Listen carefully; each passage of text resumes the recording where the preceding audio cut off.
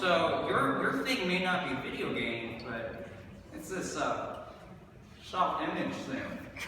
And so you're like, I love Jesus, but I just need to.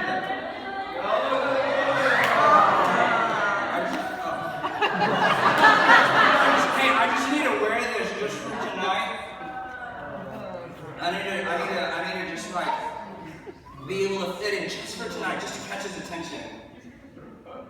And it just doesn't feel right. It's just, there's something wrong with that. And you just go back to, okay, wait, no, church on Sunday, church on Tuesday. I love Jesus, but man, Friday night.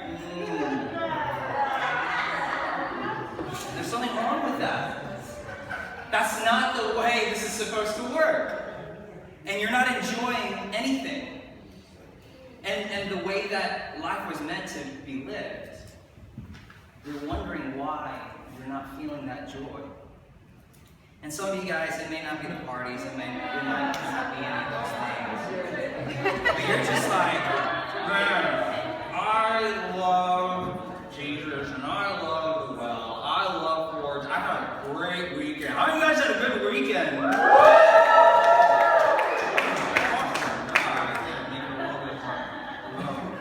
And some of you guys are like, I don't play video games.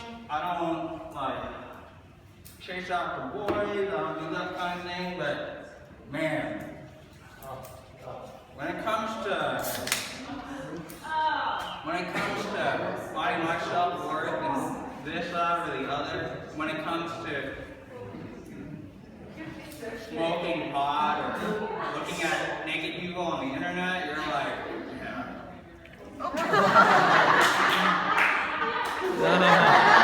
You're just like, man, I just had to do And I'm like, oh, I gotta brush my teeth a little bit, go to church and not really tell anybody about what's going on behind closed doors, but every other night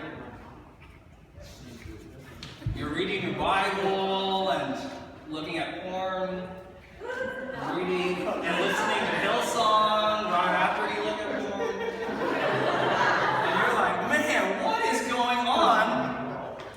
And you know what?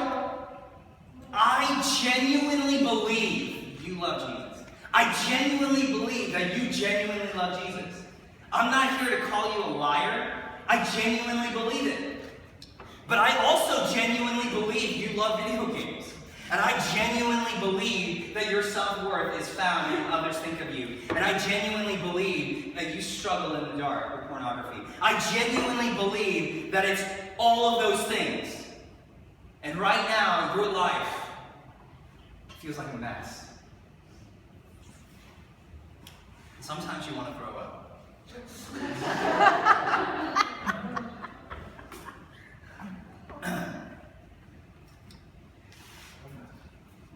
That is you. That is me. That is us. We're trying so hard to experience the fullness of what God's got for us. This life meant to be lived. And for some of us, we've experienced that. We've experienced grace. And it is unbelievable. Some of you guys got to run with me as we chased after God this past summer, going on all of these incredible adventures together. And it is unbelievable. It was a moment of clarity and focus like we've never experienced. Some of you, this weekend is that moment of clarity and focus, and it just feels right because this is what you were made for. And then, tonight, tomorrow, next week, next month, you're going to slowly slide back to your nets. You're going to slowly slide back to that which weighs you down, the sin that clings so closely. So what does that mean for us? What does that mean for us? First, if you're not a Christian, understand this. You don't even have this. All you've got is this. And all this will do is burn away your teeth. All this will do is make you sick. All this will do is give you cancer, apparently.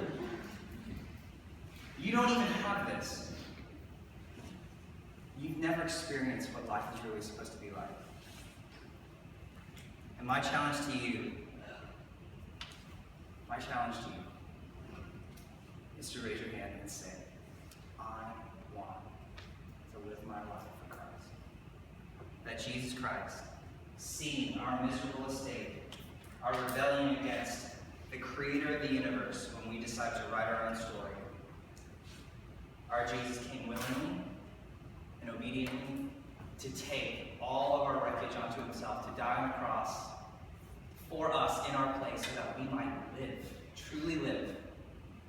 On the third day, he rose again so that we might follow him into eternity.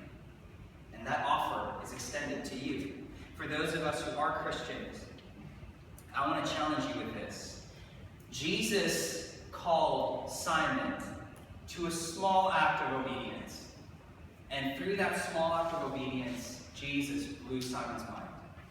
And so for you today, my challenge is to follow Jesus in a small act of obedience.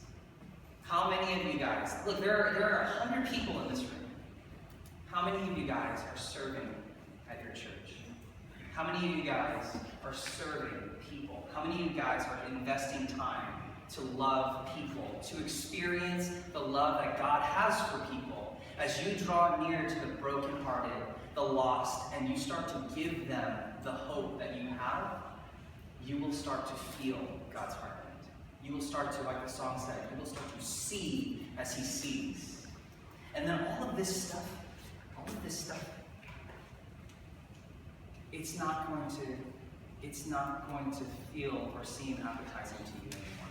It's not even going to be a thing for you anymore. This is what you're going to start living for, in these small acts of obedience. And I want to challenge you, and I want you to do this like for real.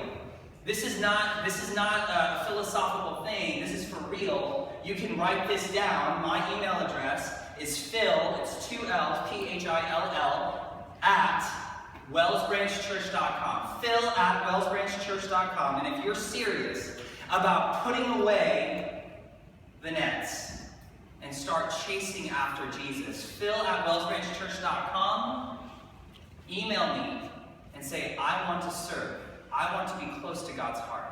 How can I do that? And we'll get you set up. Phil at wellsbranchchurch.com. I'm dead serious. Tonight, tomorrow, or when you find yourself in the dark, wondering, should I be drinking my lemonade or brushing my teeth? At that moment, I want you to email me, and I want to get you connected into God's mission. So that's what it is. It's time to leave the nets. Time to leave the nets. Now, I was telling you about my first all-nighter in